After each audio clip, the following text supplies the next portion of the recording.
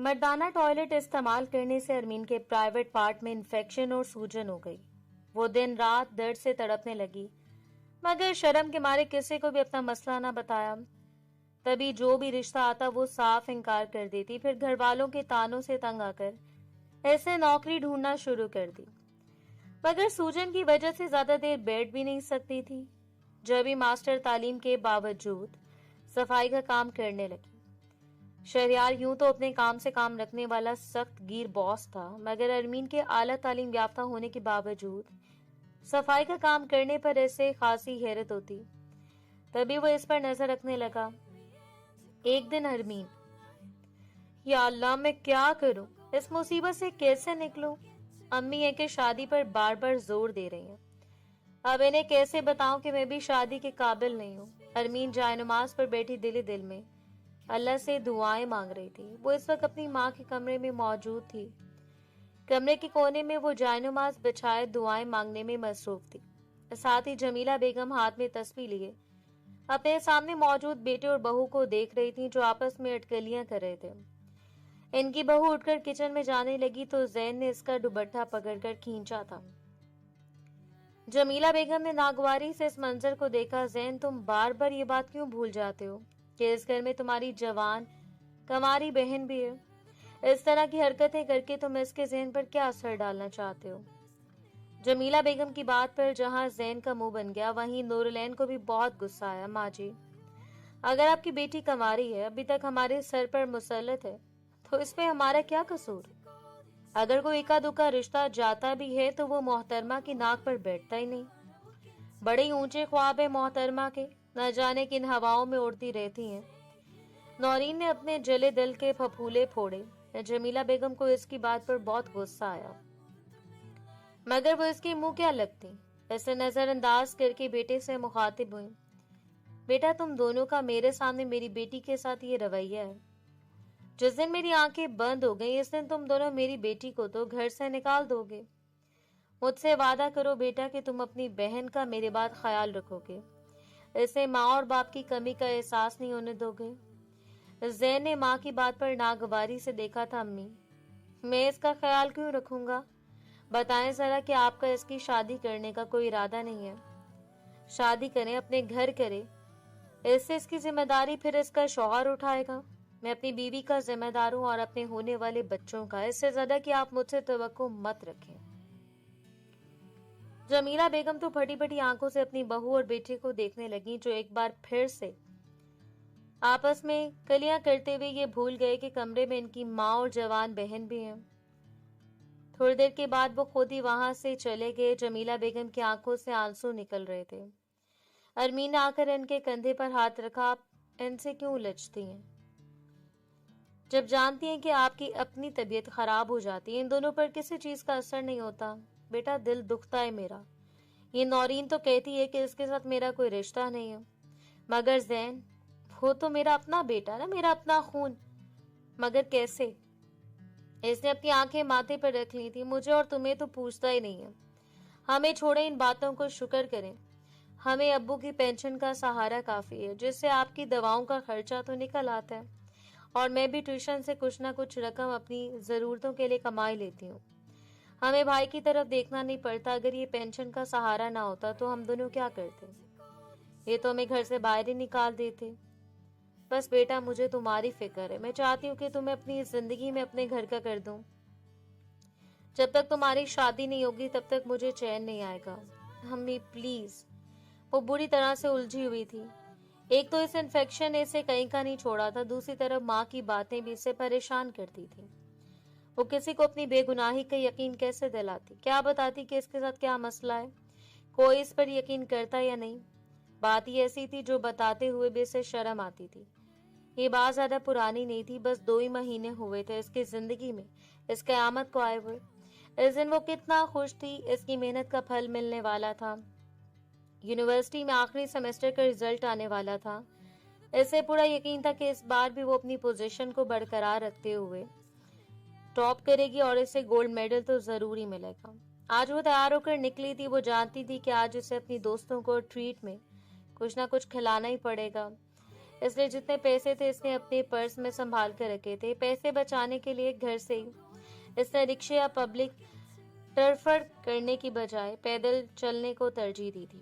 اس کے گھر سے یونیورسٹی آدھے گھنٹے کے فاصلے پر تھی۔ چلتے چلتے اس کے پاؤں شل ہو گئے، مگر وہ مسلسل چلتی رہی۔ ارد گرد سے بے نیاز ہو کر تبھی اس نے کچھ لڑکوں کو اپنی طرف آتے ہوئے دیکھا تھا۔ وہ سبھی بھاگتے ہوئے اس طرف آ رہے تھے اور ان کے پیچھے پولیس بھی تھی۔ ان سب لوگوں کو دیکھ کر ارمین برے طرح سے گھبرا گئی۔ چھپنے کی غرض سے وہ سامنے نظر آنے والے ایک کمرے میں جا کر بند ہو گئی۔ اس نے یہ بھی نہیں دیکھا کہ مردانہ ٹوائلٹ ہے۔ اس کا وجود بری طرح سے کانپ رہا تھا۔ نہ جانے کیوں اسے ایسا لگ رہا تھا جیسے وہ سبھی لوگ اس کی طرف ہی بھاگے آ رہے ہیں اور وہ اسے کوئی ناقابل تلافی نقصان پہنچائیں گے۔ اپنے کپکپاتے وجود کو سہارا دینے کے لیے وہ سیٹ پر بیٹھ گئی۔ وہ نہیں جانتی تھی کہ یہ چند لمحوں کی غفلت اس پر بہت بھاری پڑنے والی ہے۔ اسے ایسے ناقابل تلافی نقصان سے دوچار کرنے والی ہے جس کا خمیازہ نہ جانے کب تک اسے بھگتنا پڑتا۔ ابھی وہ باہر سے آنے والے شور کے تھمنے کا انتظار ہی کر رہی تھی کہ دروازہ زور زور سے بجنے لگا اور باہر سے کسی پولیس والے کی آواز آئی، ابے او سالے، باہر نکل، یہاں پر چھپ کر بیٹھ کر یہ سمجھ رہا ہے کہ ہم تجھے پکڑ نہیں پائیں گے؟ باہر نکلتا ہے یا دوں تمہارے کان کے نیچے ایک؟ پولیس والے کی بات سن کر ارمین تو بری طرح دھڑک اٹھی۔ اس کے منہ سے کپکپاتی ہوئی آواز نکلی، میں ایک لڑکی ہوں، میں یونیورسٹی جانے کے لیے گھر سے نکلی تھی، میں کسی غلط سرگرمی میں ملوث نہیں ہوں۔ وہ سمجھتی تھی کہ اس کی آواز سن کر وہ لوگ وہاں سے چلے جائیں گے، اسے چھوڑ دیں گے، مگر باہر سے ایک زوردار کہکا گونجا تھا، ایسے سالار اب سالہ لڑکی بن کر یہ ثابت کرنے کی کوشش کر رہا ہے کہ ہم بے وقوف ہیں، اس کی باتوں میں آ جائیں گے، ابے باہر نکلتا ہے یا میں اندر آ کر دوں تجھے؟ تو لڑکی کی آواز نکال کر یہ سمجھ رہا ہے کہ ہم تجھے سچ مچ لڑکی سمجھ جائیں گے؟ باہر نکل بیٹا، تمہارا تو علاج کرنا پڑے گا۔ اور ارمین کا وجود پوری طرح سے کانپنے لگا تھا، اس کی آنکھوں سے آنسو نکل رہے تھے، وہ بری طرح سے رونے لگی تھی۔ اسے کیا معلوم تھا کہ اس کے ساتھ آگے کیا ہونے والا ہے۔ کافی دیر تک وہ اسے دھمکیاں دیتے رہے، باہر نکلتا ہے یا یہ دروازہ توڑ دیں، اگر دروازہ توڑ دیا بیٹا تو تمہارے ساتھ اچھا نہیں ہوگا۔ وہ ان کی دھمکیوں کو اندر ہی اندر بری طرح سے خائف ہو رہی تھی جب انہوں نے دروازے پر زور زور سے کوئی چیز مارنا شروع کر دی۔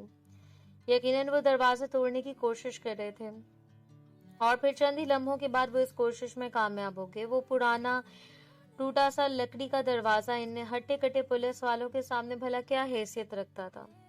ان کے شانہ زور جھٹکوں کے باعث وہ ٹوٹ کر زمین پر گرا۔ اس نے خوف سے اپنی آنکھیں بند کر لی تھی۔ پولیس والوں نے جب سچ مچ لڑکی کو دیکھا تو حیران رہ گئے، ابے یہ تو سچ مچ لڑکی ہے۔ ارے کیا تم اپنے یار کو بچانے کے لیے یہاں پر آئی ہو؟ تو تمہارا یار کدھر ہے؟ بتاؤ بتاؤ، کہاں چھپایا ہے اسے؟ ان کی گھٹیا بات پر اس نے ڈر کر مارے اپنی آنکھیں کھولی اور کپکپاتی آواز میں کہنے لگی، میں نہیں جانتی آپ کس کے بارے میں بات کر رہے ہیں، میں تو اپنی طرف پولیس والوں کو آتا دیکھ کر ڈر گئی تھی تو میں اس واش روم میں آ کر چھپ گئی۔ میں تو یونیورسٹی جا رہی تھی، میرا کسی سے کوئی تعلق نہیں ہے، مجھ پر یقین کریں۔ پولیس والوں نے اب اس کے ساتھ انتہائی گھٹیا باتیں کرنا شروع کر دی تھی جنہیں سن کر اس کا چہرہ لال پڑا تھا۔ تبھی باہر سے ان کے افسر کی آواز آئی تو وہ جلدی سے باہر نکلے اور ارمین نے اس موقع کو غنیمت جانا اور وہاں سے باہر نکلی اور بھاگتے ہوئے یونیورسٹی میں داخل ہوئی۔ اس وقت اس کی حالت بہت خراب ہو رہی تھی، پسینے اور گھبراہٹ سے رنگ پیلا پڑا تھا، اس کے چہرے پر 12 بج رہے تھے۔ اس وقت وہ کسی کا بھی سامنا کرنے کی حالت میں نہیں تھی۔ وہ جانتی تھی کہ ابھی رزلٹ اناؤنس ہونے والا ہے اور شاید ابھی اس کا نام بھی کال کیا جائے گا، مگر وہ سب کچھ بھلا کر سیدھا واش روم میں گئی تھی۔ کتنی دیر تک پانی کے چھینٹے منہ پر مار کر اس نے خود کو پرسکون کرنے کی اپنی حد تک کوشش کی تھی، مگر وہ جن حالات سے نکلی تھی انہوں نے اتنا بری طرح سے ڈرا دیا تھا کہ وہ اس کے حواس پر پوری طرح سے مسلط ہو چکے تھے۔ اسے گولڈ میڈل دیا جا رہا تھا، کب سے اس کا نام اناؤنس کیا جا رہا تھا۔ وہ تھی جو اس واش روم میں بند سب کی نظروں سے چھپنے کی کوشش کر رہی تھی۔ جب کافی دیر بعد اس کی حالت کچھ بہتر ہوئی تو تب وہ واش روم سے باہر نکلے۔ اس کے دوست اسے تلاش کر رہی تھی۔ ارمین کیا پاگل پن ہے یہ، تم نے اپنا گولڈ میڈل بھی نہیں لیا، کہاں تھی تم اتنی دیر سے؟ وہ بس یار میری طبیعت خراب تھی۔ حد ہوتی ارمین، لاپرواہی کی، اتنی محنت کر کے آج جب محنت کا پھل ملنے کا وقت آیا تو تم منظر سے غائب ہو گئی۔ तुम्हें क्या पता वहां पर कितने बड़े बड़े लोग थे। अगर तुम किसी की नजर में आ जाती तो शायद तुम्हें यहीं बैठे बैठाए अच्छी से अच्छी जॉब मिल जाती, मगर तुम तो शायद किसी की नजर में आना चाहती नहीं हो। बस मेरी तबीयत ठीक नहीं है, मैं घर जाना चाहती हूँ, आराम करना चाहती हूँ। और वो बिना किसी बात का जवाब दिए अपने घर आ गई। अफसोस तो इससे भी था कि इतना बड़ा दिन था और वो यूं ही बेकार चला गया। जिस चीज का सालों से इंतजार था वो चीज आकर गुजर भी गई और इसे एहसास तक नहीं हो सका। घर आकर इसने खाना भी नहीं खाया, किसी से बात तक नहीं की, खामोशी से अपने कमरे में जाकर लेट गई। अम्मी ने 3 बार आकर तबीयत का पूछा तो इसने तबीयत खराबी का बहाना बनाकर टाल दिया और वो इसे आराम करने की गर्ज से वहीं पर छोड़कर वापस चली गई। और अगले दिन जब इसकी आंख खुली तो इसकी तबीयत बहुत खराब थी। जिस्म के हसास हिस्से में बहुत ही ज्यादा दर्द और जलन हो रही थी। इन्फेक्शन ने अपना असर दिखाना शुरू कर दिया था और फिर जब कुछ दिन और गुजरे तो इन्फेक्शन जैसे इसके वजूद में फैलने लगा था। इसकी तबीयत दिन गुजरने के साथ साथ खराब से खराब होती जा रही थी और इसे कुछ समझ नहीं आ रहा था कि वो इस मसले का जिक्र किससे करे। कौन होगा जो इसकी बात पर यकीन करेगा कि ये लोग ऐसे गलत ना समझना शुरू हो जाएं। इसकी भाभी का कजन बहुत काबिल डॉक्टर था। अरमीन को यकीन था कि वो जरूर इसका मसला सॉल्व कर देगा। इसके पास यकीनन इस इन्फेक्शन का इलाज होगा, मगर वो इसके पास जाकर अपना तमाशा नहीं बनवाना चाहती थी। वो जानती थी कि अगर भाभी को कुछ पता चल गया तो वो इसका मजाक बना के रख देंगी, इसे हर जगह जलील करेंगी, न जाने कौन कौन सी तोहमत इसके नाम के साथ लगा देंगी। इसी जिल्लत से बचने के लिए वो ये तकलीफ अपने वजूद पर बर्दाश्त करती रही। अब तो भाभी ने भी उठते बैठते इसे ताने देने शुरू कर दिए थे। अरे बीबी, तुम तो बड़ी बड़ी बातें करती थी, बड़े बड़े दावे करती थी कि पढ़ लिख कर नौकरी करोगी, किसी के काबिल बनोगी। अब ना तो तुम शादी करने पर तैयार हो रही हो, ना ही नौकरी करने पर। आखिर कब तक हमारे सर पर मूंग डालोगी? इन डिग्रियों का क्या फायदा जो तुमने इनको इस्तेमाल नहीं करे। तब अरमीन ने इन्हें तल्खी से जवाब दिया। इतने दिनों से जो फ्रस्ट्रेशन, गुस्सा और वो बर्दाश्त कर रही थी, वो सब भाभी पर इसने निकाल दिया। मैं आपकी तरह कम पढ़ी लिखी लड़की नहीं हूँ जो शादी करके बच्चे पैदा करना है अपनी जिंदगी का मकसद समझती हो। मुझे अपनी लाइफ में बहुत कुछ करना है, कब करना है, कैसे करना है, ये मैं आपको बताना जरूरी नहीं समझती। आप मेरे मामलात में दखल अंदाजी मत किया करें, आपके लिए बेहतर होगा। और तब से नूरुलैन ने इससे गोया जिद बांध ली थी। वो होती कौन थी नूरुलैन को कम तालीम का ताना दिलाने वाली? एक इसका शौहर था जो इसके नाम की माला जपता था। साफी बेजरर खातून थी, किसी मामले में बोलती नहीं थी, मगर ये नंद, ये तो इसके लिए एक ऐसी हड्डी साबित हो रही थी जिसे ना निगल सकती थी ना थूक सकती थी। इसने कितने रिश्ते एक एक करके घर में लाए। साफी को तो वो पसंद आ जाते, मगर अरमीन कोई ना कोई नुक्स निकाल कर इन्हें टाल देती और वो बुरी तरह झंझलाते थे। आखिर आपकी बहन चाहती क्या है? क्या सारी जिंदगी इसी घर में रहेगी? फिक्र मत करो, मैं अम्मी से बात करूंगा, तुम परेशान ना हो। आज नहीं तो कल अरमीन को शादी के लिए तैयार होना ही पड़ेगा। अरमीन की माँ की भी यही ख्वाहिश थी, मगर वो जो इनकी हर बात पर आमीन कहने वाली लड़की थी, न जाने क्यों इस बात पर खफा से ये कहर जाती थी। अब जब भाभी और भाई ने जरा जरा सी बात पर इसे डांटना शुरू कर दिया, ऐसे बातें सुनानी शुरू कर दी, तो वो अपनी माँ के सामने रो पड़ी। अम्मी, मैं सब लोगों के लिए बहुत भारी हो गई हूँ, ऐसा करें किसी भी राह चलते के साथ मुझे ब्याह दें ताकि आपके बेटे और बहू के सर से मेरा बोझ हट सके। वो रोते हुए बोली तो माँ को तरस आ गया। बेटियां बोझ नहीं होती, जोर जबरदस्ती किसी के भी हवाले कर दिया जाए तुम्हारी शादी तो मैं करूंगी ना, मगर सोच समझ कर। अम्मी, मुझे लगता है मैं इस घर में पागल हो जाऊंगी। आपकी बहू मुझे देखकर अजीब अजीब कचुके लगाती है, ऐसे ताने देती है ना कि रूह जख्मी हो जाती है। और भाई, वो तो मुंह थूकते तक नहीं। ऐसा क्यों होता है माँ? जब भाई की शादियां हो जाती हैं तो वो माँ और बहनों से आंखें बदल क्यों लेते हैं? बस बेटा, यही दस्तूर ज़माना है, हम क्या करें। हाँ, मैंने सोचा है कि मैं कुछ दिन खाला की तरफ रह आऊं, हो सकता है इस तरह से मेरा जहन भी बढ़ जाए और आपकी बहू और बेटे साहब को भी अपनी गलतियों का एहसास हो जाए। हाँ, ये तुमने सही कहा। जब नौरीन को इस हालत में अकेले करके सारे काम करने पड़ेंगे तो इसकी अकल ठिकाने आ जाएगी। मैं तो बीमार हूँ, किसी काम को नहीं कर सकती और वो सारा काम तुम पर छोड़कर खुद आराम करने लगती है। और जब तुम नहीं होगी तो सारा काम इससे करना पड़ेगा। फिर इससे पता चलेगा कि जिंदगी तुम्हारे बगैर गुजारना कोई आसान काम नहीं है। माँ की इजाजत से फिर वो अगले दिन खाला के घर जाने के लिए तैयार हो गई थी। इन लोगों का घर शहर से कदरे हटकर था, मगर खाला शहर के मरकज में रहती थी। वो अकेले अपनी जरूरत का थोड़ा सा सामान लेकर खाला के घर आ गई। खाला भी एक बहुत ही जोलिक भग नूरलैन जैसी सख्त मिजाज की हामिल थी। अरमीन को देखकर इसके होठों पर जबरदस्ती की मुस्कान नजर आई, मगर फिर जब इसकी अरमीन के सामान पर नजर पड़ी तो वो मुस्कुराहट जैसे सिमट गई थी। तुम यहाँ पर कितने दिन रहोगी? इसने हालचाल पूछने के बाद पहला सवाल यही किया था। अरमीन को इसकी बात तो बुरी तो लगी, मगर मुस्कुरा कर वो इसे टाल गई। खाला के साथ इनके कमरे में आ गई। तुम सफिया की किसी बात का बुरा मत मानना, घर में जो भी मेहमान आते हैं वो इसे इस तरह बुरा लगता है। बस मेके वाले ही हैं जिन पर मोहतरमा जान देती हैं, जिनके आगे पीछे फिरती हैं। मेरे खानदान से कोई आ जाए तो ये बात इनसे बर्दाश्त नहीं होती। अरे खाला जान, मैं इन बातों से नहीं डरती और ना ही मैं इन बातों पर बुरा मानती हूँ। और वैसे भी मेरे घर में मेरी भाभी हैं जिन्होंने मुझे हर तरह से ट्रेनिंग दी हुई है। अब अगर आपकी बहू साहिबा कुछ कहेंगी तो इनकी बातें मुझे किसी फूल से कम नहीं लगेंगी। आप फिक्र ना करें, मैं जितने दिन इरादा करके यहाँ पर आई हूँ उतने दिन रह कर जाऊंगी। खाला ने इसे गले से लगा लिया। तुम बिल्कुल मुझ पर गई हो। मैं भी किसी की बात को सर पर सवार नहीं करती। इंसान को ऐसा ही होना चाहिए। खाला के घर आकर इसे हमेशा बहुत अच्छा लगता था। मोहसिन भाई भी इसे अपनी बहनों की तरह चाहते थे, मगर बीवी के आने के बाद इनका रवैया भी कदरे सर्द हो गया था। मगर जब जुलेखा की नजरों से ओझल होती तो वह इसके साथ अच्छे तरीके से बात कर रहे थे।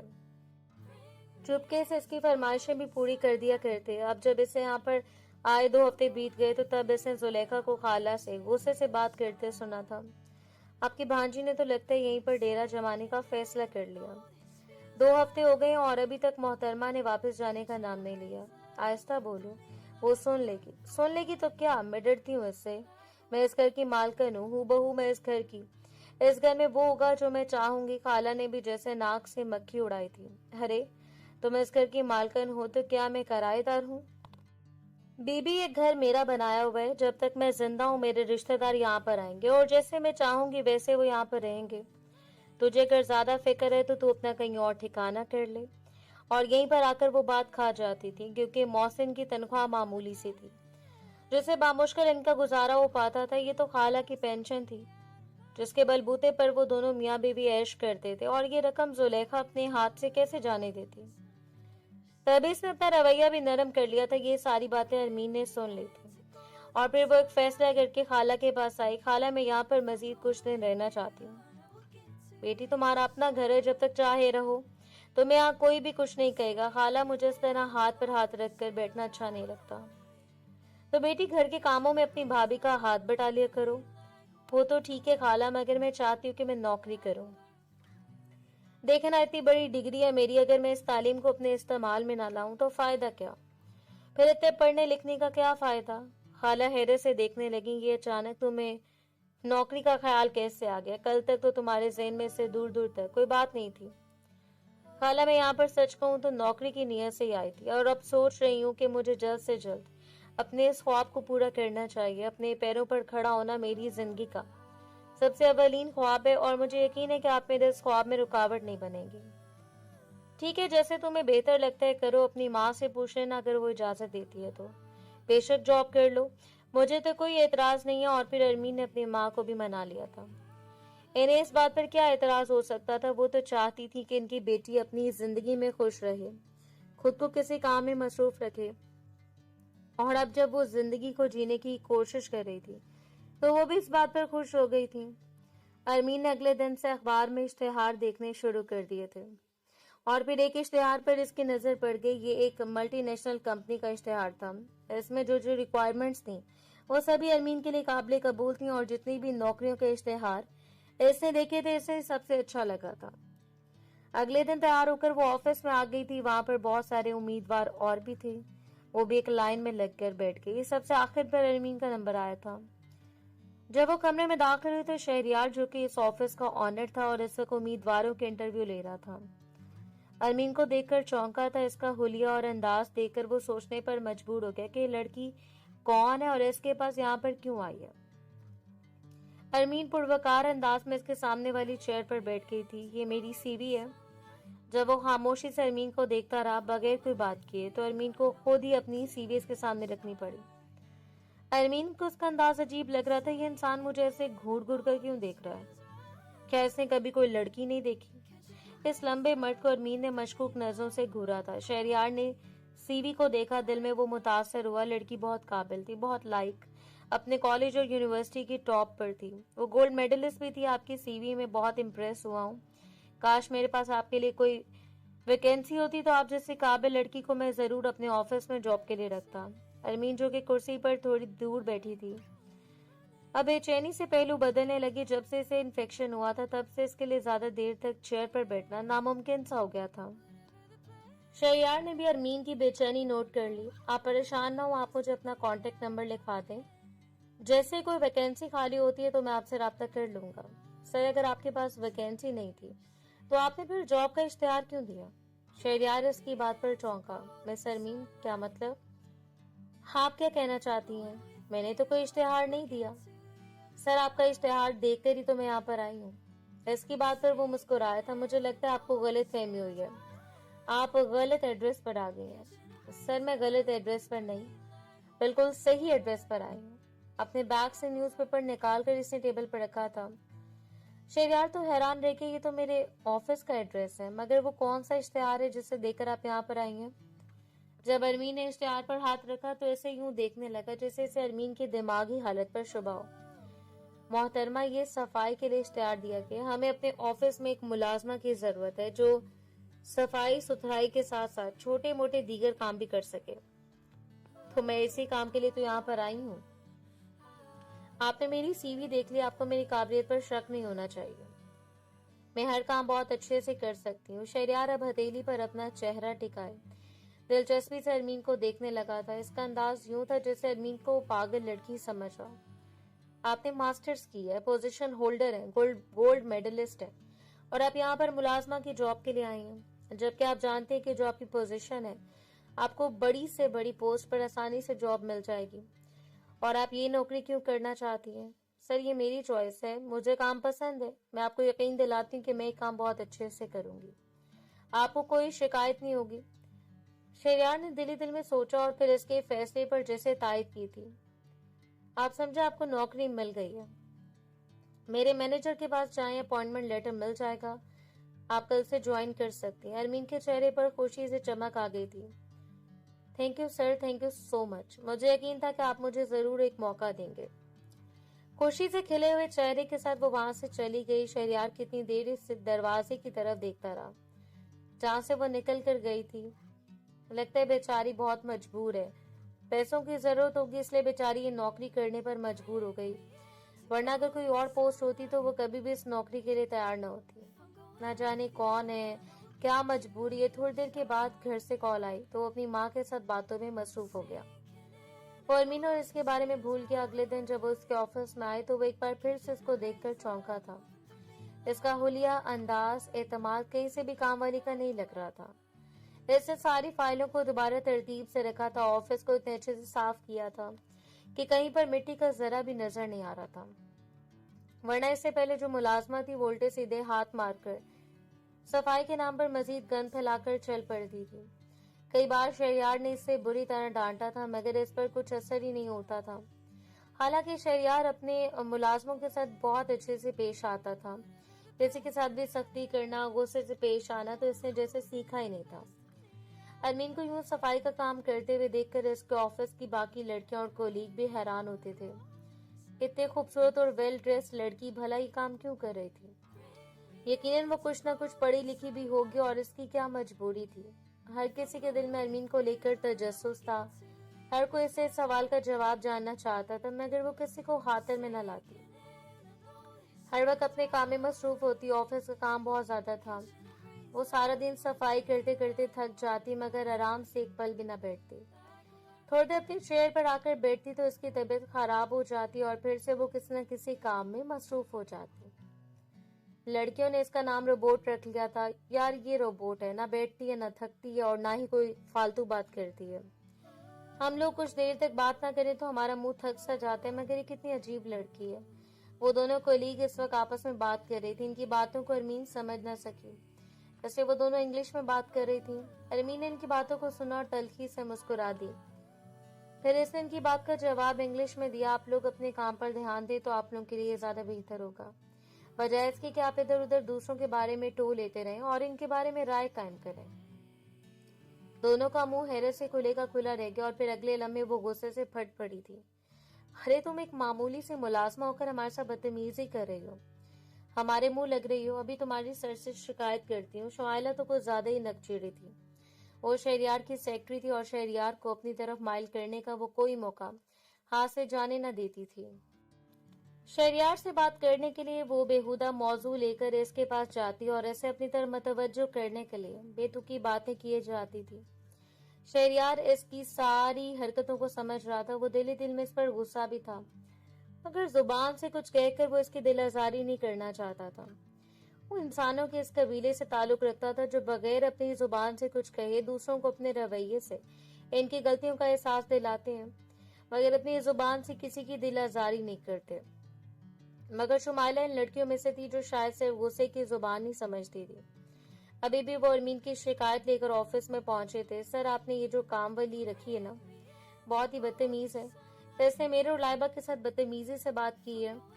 शहरियार हैरान रह गए, कौन अरमीन? आप अरमीन से बात कर रहे हैं? और नहीं तो क्या सर, वही लड़की जो कितनी बार हमारे साथ बदतमीजी कर चुकी है और काम भी सही से नहीं करती, धूल मिट्टी जमी रहती है। अगर इसे कहा जाए तो वो आगे से बदतमीजी करने लगती है। आप इसके कान खींचे सर, वरना वो सर पर चढ़ती जाएगी। शहरियार ने हैरत से अपने ऑफिस को देखा। जब से वो लड़की ऑफिस में थी तब से ऑफिस बिल्कुल शीशे की तरह चमकने लगा था। सफाई तो बहुत अच्छे से करती थी वो, तो वो ये बात मान ही नहीं सकता था। अब मिस अरमीन को यहाँ पर बुलाया गया। थोड़ी देर के बाद वो इसके सामने थी। आपने शुमाइला के साथ क्या बदतमीजी की है? मैंने कोई बदतमीजी नहीं की सर। तो फिर वो ये क्यों कह रही है? सर, मैंने इन्हें एक बात समझाई है। वो मुझ पर जुमले कस रही थी, मुझे डिस्कस कर रही थी, तो इनसे मैंने सिर्फ इतना कहा कि वो मुझ पर ध्यान देने के बजाय अपने काम पर ध्यान दें, और शायद इन्हें ये बात बहुत बुरी लग गई। शहरियार बेसाख्ता इसकी बात पर चौंका था। ये लड़की क्या चीज थी, वो इसे अभी तक समझ ही नहीं सका था। शुमाइला इस बात पर आए बाएं शाएं करने लगी। अब इसके पास सबूत नहीं था जो वो अरमीन के खिलाफ प्रोपेगेंडा बनाती, और यूं भी लाइबा ने भी खामोशी इख्तियार कर ली थी। वो दोनों शर्मिंदगी से ऑफिस से निकलती चली गईं और शहरियार अब अरमीन की तरफ मतवज्जो हुआ था। मिस अरमीन, अब ऑफिस में पोस्ट खाली होने वाली है। जल्दी मैं अपने मैनेजर को दूसरे कंट्री में भेजने वाला हूँ। आप बहुत काबिल हैं, बहुत लायक है। मैं समझता हूँ आपको आपकी शान शान पोस्ट मिलनी चाहिए। मैं मैनेजर की पोस्ट आपको ऑफर कर रहा हूँ। मगर सर, मुझे पोस्ट नहीं चाहिए। शहरियार तो हक्का बक्का रह गया। मगर क्यों मिस अरमीन? लोग तो इन पोस्टों के ख्वाब देखते हैं। आपने इतनी तालीम क्यों हासिल की कि आपको जॉब का शौक नहीं था? सर, मुझे बहुत सारे शौक थे, बहुत कुछ करना चाहती थी, मगर मैं मजबूर हूँ। शहरियार को अरमीन किसी पहेली की मानन लग रही थी। इसका जी चाह रहा था कि वो इस इसरार को किस न किस तरीके से सुलझा ले। मुझे बता सकती है मिस अरमीन, अगर आपके साथ मसला क्या है? क्यों आप एक आम सी कामवाली बनकर सबकी बातें सुनती हैं, जबकि आप इन लड़कियों से कई गुना ज्यादा काबिल हैं? और मुझे यकीन है कि चंद दिनों में आप सारा काम भी समझ जाएंगी। सर प्लीज, आप मेरे बारे में ज्यादा बड़े बड़े दावे मत करें। आप मुझे नहीं जानते, मेरे बारे में कुछ भी नहीं जानते, और वैसे भी मेरा इस काम में कोई दिलचस्पी नहीं है। मुझे नौकरी करनी है, इसकी मुझे जरूरत है। अगर आपने मुझे परेशान किया तो मजबूरन मुझे यहाँ से निकल कर कहीं और जॉब तलाश करनी पड़ेगी। शहरियार गहरी सांस लेकर रह गया। ये लड़की या तो पागल थी या इसे पागल बनाने की तैयारी कर रही थी। आखिर क्या चीज थी ये इतनी अच्छी पोस्ट को ठुकरा रही थी? इस पोस्ट के साथ इसकी तनख्वाह भी बढ़ने वाली थी, और साथ साथ गाड़ी भी ऑफिस की तरफ से मिल जाती और भी बहुत सारी राहत हासिल हो जाती। मगर ये लड़की एक मामूली सी नौकरी के लिए अड़ी हुई थी। क्यों ऐसा क्यों कर रही थी ये लड़की? क्या इसके साथ कोई दिमागी मसला है? शहरियार ना जाने क्यों इसके बारे में सोचने लगा था।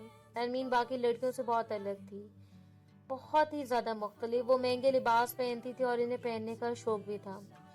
अच्छे से अच्छा लिबास पहनकर आती थी और एतमाद भी था, खूबसूरत थी। मगर इसके बावजूद इसमें एक बात सब लड़कियों से अलग थी। इसने कभी शहरियार को अपनी तरफ मतवज्जो करने की कोशिश नहीं की थी, बल्कि कभी नजर उठाकर शहरियार को देखा भी नहीं। वो इसके ऑफिस में होती मगर सर झुकाकर अपना काम करती रहती। شہریار گاہے بگاہے کتنی بار اس کی طرف دیکھتا اور ہر بار اسے دیکھ کر وہ حیران رہ جاتا، سوچوں میں گم ہو جاتا۔ یہ لڑکی اسے ایسی پہیلی کی مانند لگ رہی تھی جسے وہ ہر قیمت پر سلجھانا چاہتا تھا۔ اس دن شہریار کی کمپنی نے ایک بہت بڑا پروجیکٹ حاصل کیا تھا۔ اس دن شہریار نے آفس کے سبھی لوگوں کو پارٹی دی تھی۔ سب لوگوں کے ساتھ آج ارمین بھی اچھے کپڑے پہن کر تیار ہو کر آئی تھی۔ کہ وہ روزانہ اپنا سب سے بہترین لباس پہن کر جاتی تھی، مگر اس نے نہ تو کبھی میک اپ کیا تھا اور نہ کبھی جویلری پہنی تھی، مگر آج وہ اپنا سب سے بہترین لباس پہن کر ہلکے پھلکے میک اپ کے ساتھ ہی آفس میں گئی تھی۔ وہ جانتی تھی کہ آج بھی اسے کام کرنا پڑے گا، مہمانوں کے سامنے چیزیں اٹھا کر سرو کرنی پڑیں گی اور صفائی کا کام بھی کرنا پڑے گا، مگر پھر بھی آج اس کا بھی تیار ہونے کو جی چاہ رہا تھا۔ پھر جب وہ اپنے آفس کے سامنے ڈرنک اٹھا کر لے کر گئی تو شہریار کا دوست نعمان جب اسے دیکھتا رہا تو وہ دیکھتا رہ گیا۔ وہ تو ارمین سے نظر نہیں ہٹا پا رہا تھا اور شہریار بھی اسے دیکھ کر دیکھتا رہ گیا۔ کتنی خوبصورت لگ رہی ہے یہ اتنی حسین ہوگی، آج سے پہلے میں نے اس بات کا دھیان ہی نہیں دیا۔ نعمان شہریار کے کان میں جھک رہا تھا، یہ لڑکی کون ہے؟ آج سے پہلے تمہارے آفس میں اتنی حسین لڑکی نہیں دیکھی، کیا کوئی آسمان سے اتری ہے؟ چپ کرو تم، وہ سن لے گی۔ شہریار نے اسے غصے سے گھورا۔ وہ نہیں جانتا تھا کہ نعمان کا ارمین کی طرف جھکاؤ اسے برا کیوں لگا ہے، ارمین کی تعریف نعمان کے منہ سے سن کر اسے غصہ کیوں آ رہا ہے۔ اور پھر جب آفس کولیگ نے ذرا سی بات پر ارمین کو ڈانٹ دیا تو شہریار نے سب کے سامنے کولیگ کی کلاس لے لی۔ مسٹر شمائلہ، آپ کے نزدیک دوسرے انسان کی عزت نفس کوئی معنی نہیں رکھتی۔ اگر کوئی انسان آپ سے چھوٹی پوسٹ پر کام کر رہے تو اس کا مطلب یہ نہیں کہ اس نے اپنی عزت نفس آپ کے پاس گروی رکھی ہے۔ معافی مانگیں آپ مس ارمین سے اور وعدہ کریں کہ دوبارہ کبھی ان سے اس انداز میں بات نہیں کریں گے۔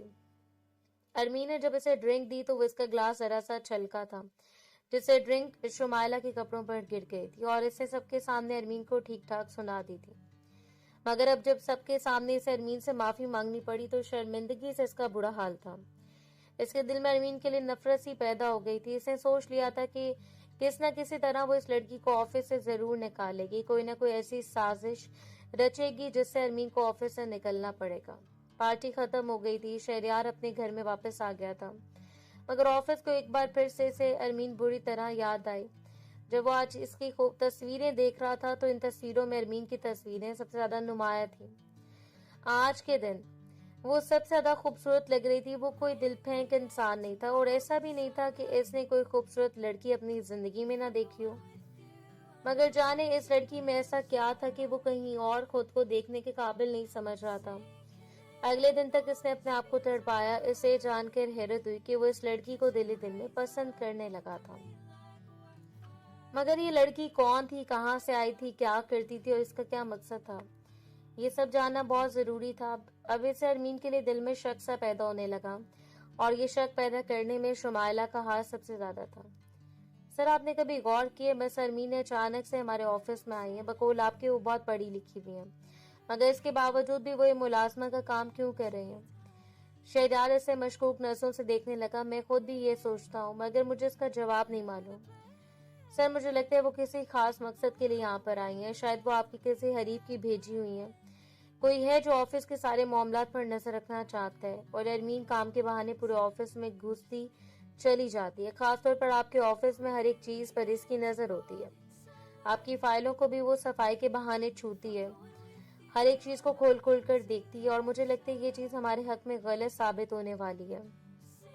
اور اس بات پر شہریار چونکا تھا، اس کے دماغ میں جیسے کلک ہوا اور آج جیسے اس کی بات کا جواب مل گیا تھا۔ وہ اکثر سوچ رہا تھا کہ اتنی پڑھی لکھی ہونے کے باوجود بھی وہ کام کیوں کر رہی ہے، اور اب اسے لگنے لگا کہ شمائلہ کی بات بالکل ٹھیک ہے۔ ارمین کسی غلط نیت سے آفس میں آئی ہے، پیچھے کے اندر وہ کسی حریف کی بھیجی ہوئی ہے، مگر وہ بغیر جانے پرکھے کوئی فیصلہ سنانے کے حق میں نہیں تھا۔ وہ ارمین کو رنگے ہاتھوں پکڑنا چاہتا تھا، اس کا جرم اس پر ثابت کرنے کے بعد ہی وہ اسے سزا دیتا، اور وہ اس کے شب و روز پر پہلے سے زیادہ گہری نگاہ رکھنے لگا تھا۔ اس کا اٹھنا بیٹھنا بولنا کام کرنا سب کچھ شہریار کی نظر میں تھا، مگر ابھی تک اس سے کوئی ایسی قابل گرفت بات نظر نہیں آ رہی تھی جس پر وہ ارمین سے باز پرس کرتا۔ وہ معمول کے مطابق اپنے سارے کام سر انجام دیتے، سارا دن وہ چلتے پھرتے رہتے یا پھر کھڑی ہو کر وقت گزارتی۔ اکثر وہ اسے ٹوک دیا کرتا، مس ارمین آپ فارغ وقت میں بیٹھ جایا کریں, آرام کیا کریں, آپ کو بھی تو آرام کرنے کا موقع دیا جاتا ہے.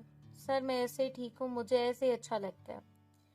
وہ اس کی بات پر سوچ میں گم ہو جاتا ہے, یہ انسان ہے یا روبوٹ جو سارا دن چلتی پھرتی رہتی ہے. اور ارمین اسے کیا بتاتی کہ انفیکشن اسے نہ بیٹھنے دیتا ہے اور نہ آرام کرنے دیتا ہے, بلکہ وہ تو رات کو نیند بھی مشکل سے لے پاتی تھی. کئی بار اس نے ڈاکٹر کے پاس جا کر اپنا علاج کروانے کی کوشش کی تھی, مگر لیڈی ڈاکٹر یا تو اس کا مسئلہ سمجھ نہ پاتی یا پھر اسے شک کی نگاہوں سے دیکھنے لگتی. آپ مجھے سچ بتائیں, آپ کا کسی کے ساتھ کوئی ریلیشن تو نہیں؟ یہ بیماری آپ کی کب سے ہوئی ہے؟ اور وہ ان باتوں پر بری طرح جھنجھلا جاتی تھی. اسے غصہ آتا تھا جب لوگ جانے پرکھے بغیر اسے جج کرنے لگتے تھے. جتنا اس نے ریسرچ کیا تھا, اس کی معلومات کے مطابق جو اسے انفیکشن تھا اس کا حل کسی میل ڈاکٹر کے پاس ہی تھا. اس کی فزیکل ایگزامینیشن کسی فیمیل کے پاس نہیں تھی, اور وہ کسی میل کے پاس جا کر اپنا مسئلہ کیسے بتاتی, اس کا کیسے معائنہ کرواتی. یہ سوچ کر وہ شرم اور خوف سے کانپنے رہ جاتی. اور پھر ایک دن جب وہ بری طرح پریشان تھی, رو رہی تھی, تب اس کے پاس خالہ آئی تھی. بیٹا, میں کافی دنوں سے دیکھ رہی ہوں تم پریشان ہو, الجھی سی ہو. میں تمہاری ماں جیسی ہوں, تمہاری دوست بھی ہوں. مجھے بتاؤ کیا ہوا ہے تمہارے ساتھ, کیوں تم اتنی پریشان ہو؟ خالہ کا دلاسا دینا ایسا تھا کہ ارمین جو کب سے اس عذاب کو جھیل رہی تھی, اب اپنا کھل کر خالہ کے سامنے بیان کر دیا. خالہ اسے کتنی دیر تک حیران نظروں سے دیکھتی رہی. بیٹا, تم اکیلے اتنی بڑی مشکل میں گرفتار اور مجھے بتایا تک نہیں. خالہ, مجھے ڈر لگ رہا تھا. کس بات کا ڈر؟ وہ اس بات پر حیران ہوئی تھی. مجھے ڈر تھا کہ کہیں آپ مجھے غلط نہ سمجھیں. انہیں ارمین پر بہت غصہ آیا. ایک ہلکی سی چپت انہوں نے اس کے سر پر لگا دی تھی. ایسا تم نے سوچا ہے کیوں؟ کیا میں تمہیں نہیں جانتی کہ تم کیسی ہو؟ دوبارہ ایسی کوئی فضول بات مت سوچنا. اور میرے پاس تمہاری ایک دوست ہے, اس کی بیٹی گائنیکولوجسٹ بن کر آئی ہے. مجھے پورا یقین ہے کہ اس کے پاس تمہارے اس مسئلے کا ضرور حل ہوگا. ہم صبح تو اس کے پاس چلیں گے. یہ سن کر ارمین خوشی سے اٹھ کر بیٹھ گئی تھی. سچ خالہ, آپ سچ کہہ رہی ہیں؟ ہاں بالکل سچ کہہ رہی ہوں, اور اب اس معاملے کو ہم لٹکائیں گے نہیں, بلکہ صبح اس کے پاس چلیں گے. اور اس بات کا بھی اطمینان رکھنا کہ وہ تمہارے اس معاملے کو مکمل رازداری میں رکھے گی, کسی کو کچھ پتہ نہیں چلے گا. وہ ان کی بات پر مطمئن ہو گئی تھی. اگلی صبح ارمین اور اس کی خالہ نے امید کے دامن کو تھامے ہوئے اس معروف لیڈی ڈاکٹر کے کلینک کی طرف اپنے قدم بڑھائے. خالہ کے دل میں ایک ماں جیسی شفقت اور بے پناہ یقین موجزن تھا. وہ مسلسل ارمین کو حوصلہ دے رہی تھی, اس کے ہاتھ پر اپنا ہاتھ رکھ کر اسے باور کروا رہی تھی کہ اب اس عذاب مسلسل اور روح فرسا تکلیف سے نجات پانے کا وقت آ چکا ہے. وہ جانتی تھی کہ یہ بیٹی پچھلے کئی ہفتوں سے کس اذیت اور خاموش جہنم سے گزر رہی ہے. اس دن کی یہ کوشش ارمین کے لیے کسی مسیحا سے کم نہیں تھی. دوسری طرف شہریار کی کیفیت عجیب سی بے چینی اور سنسنی میں مبتلا تھی. وہ پچھلے کئی دنوں سے ارمین کی پراسرار شخصیت, اس کے کام کرنے کے انہماک اور اس کی اداس آنکھوں کے راز کو سمجھنے کی کوشش کر رہا تھا. اس کے دل کے کسی نہ کسی گوشے میں اب بھی یہ وسوسہ اور شک سر اٹھا رہا تھا کہ کہیں یہ پڑھی لکھی لڑکی کسی کاروباری حریف کی بھیجی ہوئی کوئی خاص جاسوس تو نہیں ہے, جو صفائی اور ملازمہ کے بہانے اس کے دفتر کے تمام تر راز اور فائلیں ٹٹولنے آتی ہے. یہی ایک ان سلجھا ہوا سوال اس سے اندر ہی اندر تپا رہا تھا, اور اسی تجسس اور شک کی آگ میں جلتے ہوئے اس نے صبح ہی صبح ارادہ کر لیا تھا کہ وہ اس حقیقت کو اپنی آنکھوں سے دیکھ کر رہے گا. جب ارمین اور خالہ اپنے گھر سے نکل کر ایک کرائے کے رکشے میں سوار ہوئی تو شہریار پہلے سے اپنی ذاتی گاڑی لے کر ان کے پاس موجود تھا. اس نے بڑی ہوشیاری سے اپنی گاڑی کو کچھ فاصلے پر رکھا اور ان کے رکشے کی ہر ایک حرکت پر کڑی نظر رکھی. جیسے وہ رکشہ شہر کے ایک پوش اور پرسکون علاقے میں واقع اس جدید کلینک کے باہر آ کر رکا. ارمین اور خالہ اتر کر اندر چلی گئیں. شہریار نے بھی اپنی گاڑی کو ایک مناسب جگہ پر پارک کیا. اپنے دل کی دھڑکنوں کو قابو میں رکھتے ہوئے وہ ایک جاسوس کی طرح دبی دبی سانسوں کے ساتھ کلینک کے شیشے والے دروازے کو دھکیل کر اندر داخل ہو گیا. استقبالیہ کاؤنٹر پر ہمیشہ کی طرح وہ پرانی نرس یا اسسٹنٹ بیٹھی اپنے کام میں مصروف تھی. وہ اسسٹنٹ شہریار کو پہلے سے اچھے طریقے سے جانتی تھی, کیونکہ شہریار کبھی کبھار اس کلینک کے فنڈنگ, فلاحی امور یا عطیات کے سلسلے میں یہاں آتا جاتا رہتا تھا, جس کی وجہ سے اس کے ساتھ ایک تعارفی اور شناسائی کا رشتہ قائم تھا. شہریار نے اس موقع کو غنیمت جانا اپنے قدم گھسیٹتا ہوا سیدھا کاؤنٹر کے پاس پہنچا.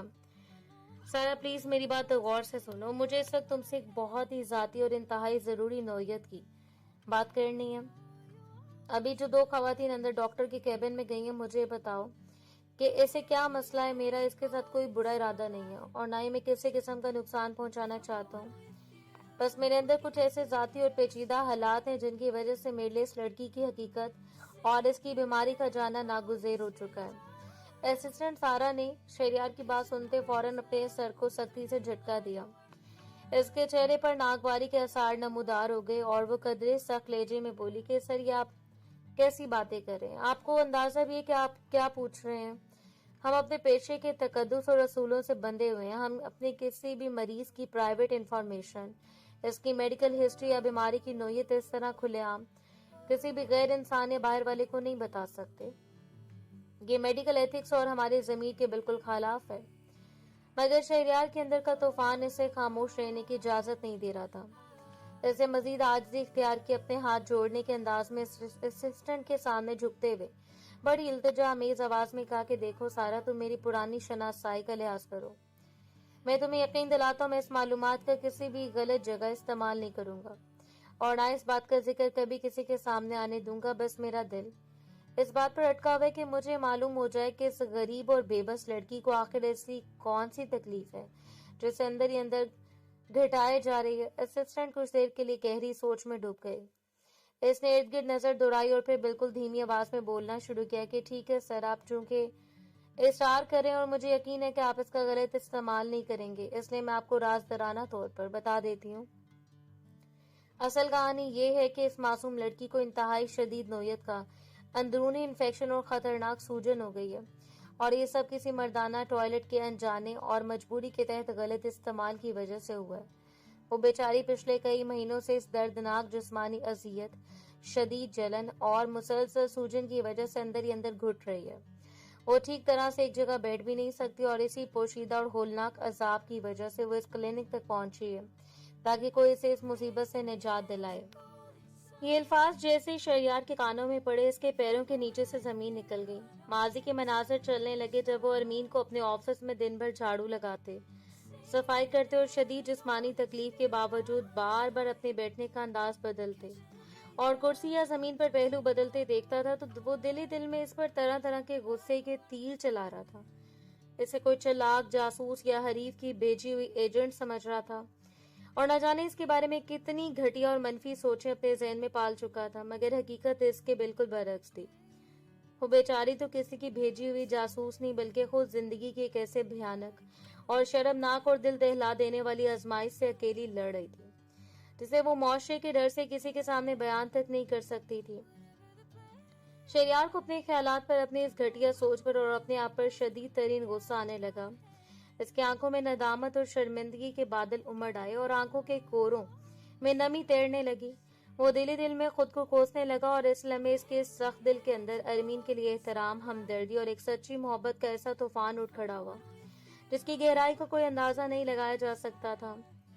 کچھ ہی دیر کے بعد جب اندر چیک اپ کا وہ طویل عمل تمام ہوا اور لیڈی ڈاکٹر نے ارمین کو بٹھا کر تسلی دی کہ اب جو دوائیاں وہ لکھ کر دے رہی ہیں ان کے باقاعدہ استعمال سے یہ انفیکشن اور سوجن چند دنوں کے اندر جڑ سے ختم ہو جائے گی, تو ارمین کے مرجھائے ہوئے چہرے پر ایک طویل عرصے کے بعد حقیقی سکون, اطمینان اور خوشی کی ایک مدھم سی چمک دکھائی دی. وہ اور اس کی خالہ ڈاکٹر کو دعائیں دیتے ہوئے اس کلینک کے دروازے سے باہر آئی. لیکن جیسے وہ باہر کے کھلے ماحول میں قدم رکھتی, ارمین کی تیز نظروں نے فوراً ہی وہ جانی پہچانی گاڑی اور اس کے پاس کھڑے ہوئے یا ادھر ادھر منڈلاتے ہوئے شہریار کے سائے کو بھانپ لیا.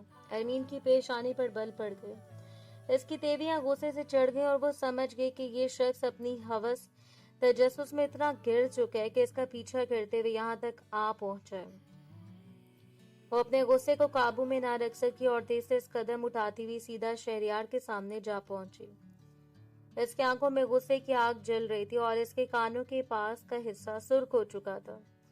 وہ حقارت اور غضبناک لہجے میں بولی, یہ کیا گھٹیا بدتمیزی ہے مسٹر شہریار, آپ کا ایک کون سا وتیرہ ہے کہ آپ میرا پیچھا کرتے ہوئے اس ہسپتال اور کلینک تک چلے آئے ہیں؟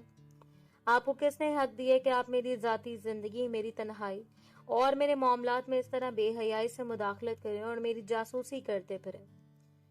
शहरयार इस वक्त नदामत, शर्मिंदगी और अपने किए पर पछतावे के समंदर में डूबा हुआ था। इसने नजर उठाकर अरमीन को देखा। मेरी बात सुनो, मैं वाकई में इस वक्त कुछ भी नहीं जानता था। मैं तो सिर्फ ये अंधा यकीन बैठा था कि तुम शायद हमारे किसी कारोबारी हरीफ की भेजी हुई कोई जासूस हो।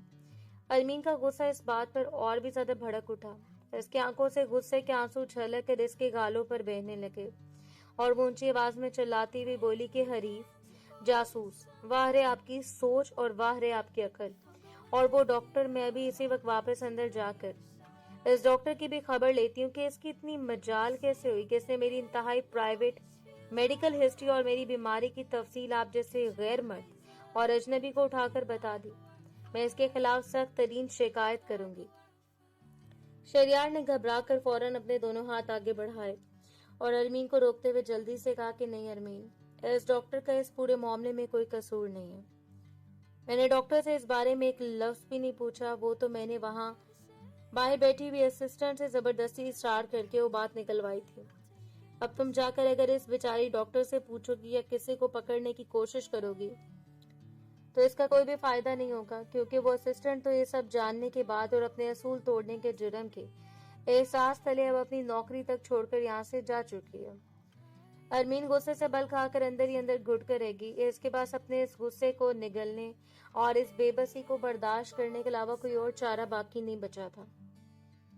वो हाँफते हुए गुस्से में बोली कि आप बहुत ही ज्यादा बदतमीज, घटिया और खुदगर्ज इंसान है। शहरयार, आपको जरा सा भी एहसास है कि आपने मेरी कितनी बड़ी तौहीन की है और मेरे एतमाद को कितना ठेस पहुंचाया है। ये तंदु तेज अल्फाज कहती हुई वो मजीद वहां एक लम्हा भी न रुकी, बल्कि गुस्से से जमीन पर पांव पटकती अपनी खाला का हाथ पकड़कर वहां से फौरन रवाना हो गई, जबकि शहरयार बस वहीं खड़ा रह गया और एक इंतहाई दुखी, शर्मिंदा और पछतावे से भरे हुए दिल के साथ इसके दूर जाने वाले वजूद को देखता रहा। दिन पर दिन गुजरते चले गए। वक्त के साथ साथ इलाज ने अपना असर दिखाना शुरू कर दिया। वो कीमती दवाइयां और डॉक्टर की बताई हुई हिदायत अरमीन के लिए किसी मौजे से कम साबित न हुई और इस तरह अरमीन का वो अंदरूनी इन्फेक्शन और तकलीफ दे सूजन अब आहिस्ता आहिस्ता मुकम्मल तौर पर खत्म हो रही थी। इसके जिस्म का वो अजियतनाक दर्द और रूह को चीर देने वाली वो रोजाना की कोफ्त अब हमेशा के लिए काफूर हो चुकी थी। वो अब खुद को पहले की तरह बिल्कुल हल्का फुल्का, तवाना और जिंदगी से भरपूर महसूस करने लगी थी। एक दिन जब वो हस्बे मामूल अपनी खाला के घर पर मौजूद थी तो खाला मुस्कुराते हुए इसके पास आई, इसके शानों पर हाथ रखा और बड़े प्यार भरे लहजे में बोली, बेटा अरमीन, आज तुम्हारी अम्मी से मेरी फोन पर बड़ी तफसील से बातचीत हो गई है और हम दोनों ने मिलकर तुम्हारी जिंदगी के हवाले से एक बहुत ही बड़ा हतमी और खूबसूरत फैसला कर लिया। तुम्हारा रिश्ता हमने तय कर दिया एक ऐसे घराने में, एक ऐसे सुलझे हुए बावकार और अच्छे लड़के के साथ जो तुम्हें हर लिहाज से अच्छा है और अब बस चंद ही दिनों के बाद तुम्हारी रुखसती और शादी होने वाली है। ये अचानक बनने वाली खबर सुनकर अरमीन का दिल एक लम्हे के लिए जोर से धक रह गया। इसके पैरों के नीचे से जमीन निकलने लगी। उसने घबराहट के आलम में अपनी खाला की तरफ देखा और हकलाते हुए कहा कि खाला, आप ये सब क्या कह रही हैं? इतनी जल्दी और मुझसे एक बार पूछे बगैर आपने मेरा रिश्ता भी तय कर डाला। खाला ने इसकी घबराहट को देखकर एक मोहब्बत भरी हंसी हंसी, फिर इसके सर पर शफकत से हाथ फेरते हुए बोली कि अरे मेरी पगली और भोली बच्ची, शादी के बाद ही तो असल में जिंदगी अपने रंग दिखाती है और सच्ची खुशियां शुरू होती हैं। वो लड़का बहुत ही शानदार, नफीस और खानदानी है। वो तुम्हारे दिल से इज्जत करने वाला है और सबसे बढ़कर ये कि वो खुद तुम्हें अपनी पसंद से अपनाना चाहता है। अब इस मामले में किसी भी किस्म के इनकार की कोई गुंजाइश बाकी नहीं है। बस तैयार हो जाओ। कुछ दिनों के बाद जब अरमीन वापस अपने असल घर लौटी तो वहां का माहौल भी बदला हुआ था। इसके भाई जैन और इसकी नापसंदीदा भाभी नूरुलैन ने पूरे घर में ढंढोरा पीटा हुआ था कि अरमीन का रिश्ता बड़ी इज्जत के साथ तय हो चुका है और अब इसके चंद दिनों में रुखसती है ताकि वो इस घर से अपने ससुराल से धार जाए। अरमीन अंदर ही अंदर एक अजीब सी शशोपंज, बेयकीनी और कश्मकश में मुब्तला थी कि न जाने वो कौन सा खुशनसीब या बदकिस्मत इंसान है जिसने इसके इस भयानक माजी, इसके इन इन्फेक्शन वाले शर्मनाक वाक्य और इसकी मजबूरियों को जानते हुए भी इसे कबूल कर लिया, क्योंकि वो तो अपने जमीन की अदालत में खुद को किसी भी अच्छे रिश्ते या इज्जत के काबिल नहीं समझती थी। آخرکار وہ طویل انتظار کی گھڑیاں اور زندگی کا سب سے بڑا دن یعنی شادی کا وہ مبارک دن آ ہی پہنچا۔ پورے گھر کو رنگ برنگی روشنیوں، پھولوں اور دلہن کی طرح سجایا گیا تھا۔ گھر میں مہمانوں کی آمد و رفت اور ہنسی مذاق کا شور اٹھ رہا تھا۔ سرخ رنگ کے بھاری بھرکم عروسی جوڑے میں ملبوس طرح طرح کے زیورات سے آراستہ ارمین جب کمرے میں سجی ہوئی دلہن کی کرسی پر براجمان تھی تو اس کا دل خوف، گھبراہٹ اور بے یقینی کے مارے زور زور سے دھڑک رہا تھا اور وہ دل ہی دل میں کانپ رہی تھی۔ اتنے میں باہر سے مہمانوں کی آمد کا شور اور تیز ہوا کا جھونکا سا آیا۔ جب دلہے کی باقاعدہ انٹری ہوئی اور نکاح نامے کے کاغذات پر دستخط کرنے کے لیے وہ بالکل اس کے قریب کرسی پر آ کر بیٹھا تو ارمین نے اپنے گھونگھٹ سے ذرا سا سر اٹھا کر جب نظریں گھما کر اس کا چہرہ دیکھا تو اس کا سانس جیسے گلے کے اندر اٹک کر رہ گیا اور اس کا دل ایک لمحے کے لیے دھڑکنا بھول گیا۔ وہ کوئی اور نہیں بلکہ وہی شخص تھا، وہی شہریار تھا، اور پھر باقی کے سارے معاملات ارمین کے غائب دماغی میں ہی ہوئے تھے۔ ہوش تو اسے عطا آیا جب وہ شہریار کے کمرے میں بیٹھے تھے اور اس کے پاس آ کر بیٹھا نرمی سے اس کے کانوں میں امرت گھولنے لگا تھا۔ شہریار نے آگے بڑھ کر بڑے پرسکون انداز میں اس کے قریب جھک کر انتہائی دھیمی، محبت آمیز اور شرمگین مسکراہٹ کے ساتھ اس کے کان میں سرگوشی کی کہ کیوں مس ارمین، اب تو حیران نہیں ہوں گی نا مجھے اس روپ میں دیکھ کر کہ سچ کہوں مجھے تم سے پہلی نظر میں محبت ہو گئی تھی۔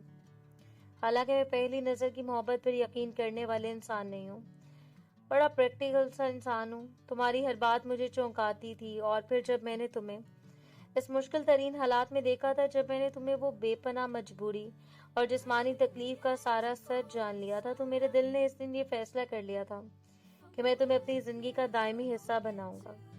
میں تمہیں اس دن سے لے کر آج تک سے پسند ہی نہیں کرتا بلکہ تم سے بے پناہ اور سچی محبت کرتا ہوں، اور اب تمہاری ہر طرح کی عزت اور حفاظت میری اپنی زندگی کی سب سے بڑی ذمہ داری ہے۔ یہ سن کر ارمین کی بڑی بڑی آنکھوں سے خوشی، ندامت اور سکون کے موتی بن کر آنسو چھلک پڑے اور اس کے کانپتے ہوئے ہونٹوں پر ایک نہایت ہی خوبصورت، شرمیلی اور روشن سی مسکان ہمیشہ کے لیے بکھر گئی۔ اس کی زندگی کا وہ تمام اندھیرا، وہ خوفناک اور سیاہ باب ہمیشہ ہمیشہ کے لیے ختم ہو چکا تھا۔